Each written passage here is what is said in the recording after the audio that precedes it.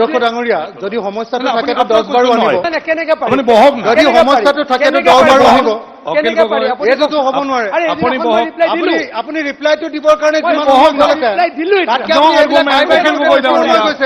This is not your question. গাই বাই থাকোতে বেছি সময় কৰিছে This is not your question. ডিল নকৰে সমস্যাটো কিয় ডিল নকৰে এটা আইনদিৰ গৰাখহনীয়া আছে এই সমস্যাটো ডিল নকৰে কিয় থাকে Please don't behave like that. Na, you are all honorable members. Sir, সমস্যাটো আছে তো সমস্যাটো উঠাব লাগিব আমি বিধানসভাৰ বাহিৰে ক'ত উঠাম স্যাৰ বিধানসভাৰ বাহিৰে ক'ত উঠাম স্যাৰ আমি তো সমস্যাটো উঠাব লাগিব সমস্যাটো উঠালে থাকে এনেকে ধমকি মাৰিব মন্ত্ৰীয়ে ধমকি মাৰিব এইটো নহ'ব স্যাৰ আমন্ত্ৰণ দিছিলোঁ বিভিন্ন কামৰ বাবে এইবাৰো তেখেতৰ সমষ্টিত আমি তামাৰহাট অঞ্চলটোৰ গৰাখহনীয়া প্ৰতিৰোধৰ কাৰণে 5.5 কোটি টকা দিছোঁ আৰু যেহেতু তেখেতে খলিচামাৰী অঞ্চলটো খুব খহনীয়া প্ৰৱণ বুলি কৈছে এই বিষয়ে আৰু 700 মিটাৰ বহুত দীঘলো নহয় আমি যিমানখিনি পাৰোঁ এই বছৰ হয়তো ফাণ্ড আমি যেহেতু প্ৰাক্কলন ইতিমধ্যে বনাই দিলোঁ টেম্পৰেৰী কাম কৰি এই অঞ্চলটোৰ সমস্যাখিনি সমাধান কৰিবলৈ মই নিশ্চয়কৈ চেষ্টা কৰিম আৰু আছে স্যাৰ মোৰ 2 নম্বৰ সাপ্লিমেন্টাৰীটো আছিলে বিশেষকৈ মই ইয়াৰ আগতে উত্থাপন কৰিছিলোঁ আমাৰ ওয়েস্ট বেংগলৰ ভিতৰত এটা অঞ্চল আছে তিনিওফালে ওয়েস্ট বেংগল এফালে আমি অসম ওয়েস্ট বেংগল তিনিওফালে ইহঁতে অলৰেডি বৰ্ডাৰ ফিচিং কৰিছে কিন্তু আমাৰ ফালত এনেকুৱা ইৰোশ্যন হৈ আছে আমাৰ ভিতৰত এনে খাই আমাৰ অঞ্চলবিলাক নোহোৱা হৈ গৈছে এইটো কয় কুটি ভাঙোন ডাঙা নলেজত আছে মই ভাবোঁ যেহেতু আমি ওয়েস্ট বেংগল তিনিওফালে আমি সেইখিনি অঞ্চলক যদি আমি সুৰক্ষিত নকৰোঁ তেনেহ'লে আমাৰ সেই অঞ্চলৰ মানুহবিলাক মই গ'লে এনেকুৱা ডিমাণ্ড দিয়া আমি অসমত থকাতকৈ আমি ওয়েস্ট বেংগলত থকা ভাল আমি এইখিনি শুনিব নোখোজো আমাৰ মন্ত্ৰী মহোদয়ে ইয়াৰ ওপৰত অলপ চিন্তা কৰিব বুলি মই আশা ৰাখিলোঁ ঠিক আছে ইতিমধ্যে কৈছোঁ তেখেতৰ সমষ্টিত প্ৰত্যেক বছৰে আমি বিভিন্ন আঁচনি ৰূপায়ণ কৰিছোঁ আৰু ভৱিষ্যতেও পুঁজি সাপেক্ষে নিশ্চয়কৈ এইখিনি কৰিব পৰা আব্দুল বাটিন কান্দিকৰ অনাৰেবল অধ্যক্ষ মহোদয় মানে মোৰ অভয়াপুৰী উত্তৰ সমষ্টিৰ মাজেৰে আই নদী আৰু মানা নদী বৈ গৈছে তাৰ দুয়োপাৰে বিশেষ সকলো জাতি জনগোষ্ঠীৰ লোক আছে কোচ ৰাজবংশী বড়ো ইয়াতচি মুছলমান কিন্তু স্যাৰ বিশেষকৈ তেনেকৈ কোনো ধৰণৰ কাম হোৱা নাই মই জনাত আই নদীৰ কাৰণে এটা ডাঙৰ প্ৰজেক্ট 345 কোটি টকাৰ এটা প্ৰজেক্ট বনাই গভৰ্ণমেণ্টলৈ জমা হৈছে সেইটো কি পৰিস্থিতিত আছে আৰু স্যাৰ এটা বিশেষ কথা ঐতিহাসিক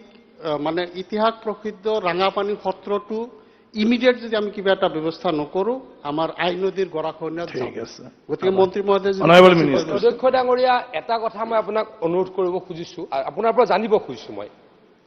অধ্যক্ষ ডাঙৰীয়া এটা কুৱেশ্যনকে এখন বিধানসভাত বাৰে বাৰে আনিব পাৰি নেকি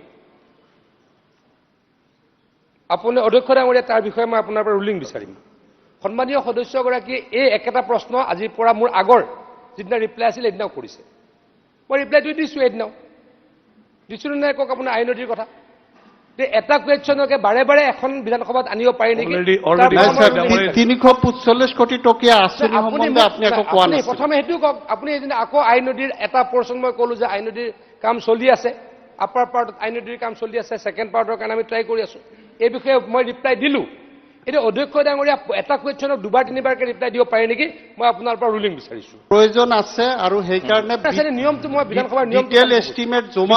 নিয়মটো জানিব খুজিছোঁ যে এটা কুৱেশ্যনকে এখন বিধানসভাতে বাৰে বাৰে আনিব পাৰি নেকি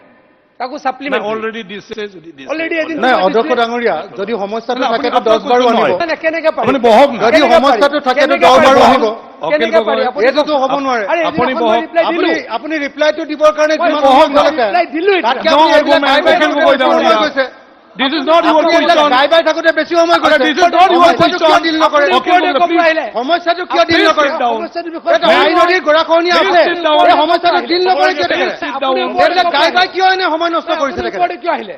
আপুনি ওপৰতে কিয় আহিলে অধ্যক্ষ ডাঙৰীয়া এইটোৱে ক'ব খুজিছোঁ এই প্ৰশ্নটোৰ হ'ব নহয় আপুনি কৈ দিয়ক আপুনি অলৰেডি জবাব দিছে যখন মহোদয় উত্তৰটো 100 বাৰ এইটো হাফ এন আৱাৰ ডিসকাশন দিয়ক আন্ডাৰ ৰুল 49 কুৱেশ্যনকে বাৰে বাৰে আনাৰ নিয়ম নেকি মই প্লিজ নট এই reply Please don't behave like that. Nah, you are all honorable members. Sir sir যদি সমস্যাটো আছে তো সমস্যাটো উঠাব লাগিব আমি বিধানসভাৰ বাহিৰে ক'ত উঠাম স্যাৰ এটা ৰিপ্লাইটো নিয়ম বিধানসভাৰ বাহিৰে ক'ত উঠাম স্যাৰ আমি এটা ৰিপ্লাই আমিতো সমস্যাটো উঠাব লাগিব সমস্যাটো উঠালে তেখেতে এনেকে ধমকি মাৰিব কিয় কথা পাতে অ? তেখেতে উঠালে মন্ত্ৰীয়ে ধমকি মাৰিব হাল্লা কিয় কৰি আছে ঐ এইটো নহ'ব স্যাৰ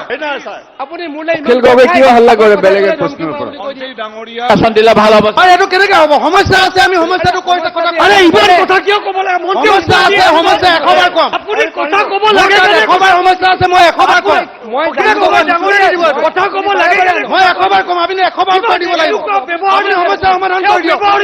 সমস্যা সমাধান নকৰিব মই কি কৰিব লাগে কওক। বহুত কৰিছো এনেকে ধমকি মাৰিলে নহ'ব নহয় এশবাৰ আপুনি সমস্যা এশবাৰ আমি কৈ থাকিম এশবাৰ সমস্যা থাকিলে এশবাৰ কৰিম বিধানসভা সেইকাৰণে আমাৰ সমস্যা উত্থাপন কৰিবৰ কাৰণে বিধানসভা আপোনাৰ দম খাবৰ কাৰণে ৰুল বিধানসভা 49ত হাফ এন আৱাৰ ডিছকাশ্যন দি দিয়ক আপুনি এলাউ কৰিছে তেওঁ সুধিছে ছাৰ মন্ত্ৰী মহোদয়ে উত্তৰ দিয়া নাই এইটো ডাঙৰ কথা নহয় কিন্তু আপুনি ছাৰ ৰুল 49 দিব পাৰে মই অনুৰোধ কৰিছোঁ ৰুল 49ত হাফ এন আৱাৰ ডিছকাশ্যন দি দিয়ক সকলোৱে সন্মানীয় সদস্য মই বিচাৰো যে এজনে আনজনৰ ওপৰত এটা সন্মান প্ৰদৰ্শন কৰি আৰু চবৰে উত্তৰ এনেকুৱা নহয় যে কাৰোবাৰ পুৰা ছেটিছফেক্টৰী হ'ব লাগে বুলি কোনো কথা নাই কিন্তু কথাবিলাক যেতিয়া কৰিব উত্থাপন কৰিব অলপ আমাৰ লেংগুৱেজ আৰু কোৱাৰ সুৰবিলাক এনেকুৱা হ'ব নালাগে যে একদম পাৰিলে মানে ধৰিবই আৰু এনেকুৱা ধৰণৰ হ'ব নালাগে মানে এইটো হৈ গ'লে উল্টা পাল্টা হৈ গ'লে কাজিয়া হৈ যাব তো এইকাৰণে অনাৰেবল মেম্বাৰে যিটো কুৱেশ্যন কৰিছে জাষ্ট অনাৰেবল মিনিষ্টাৰ তেওঁ জানিব বিচাৰিছে সেইটোৰ ওপৰত আপুনি আগতে যদি দিছে সেইটোকে কৈ দি দিলে হৈ গ'ল মোৰ অইন একো আপত্তি নাই অধ্যক্ষ ডাঙৰীয়া মই তেখেতক উত্তৰটো দিছোঁৱে যে এই বিষয়ে আমি চেষ্টা কৰি আছোঁ উত্তৰটো মই এদিন দিছোঁৱে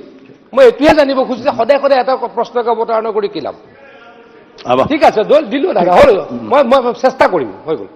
ঠিক আছে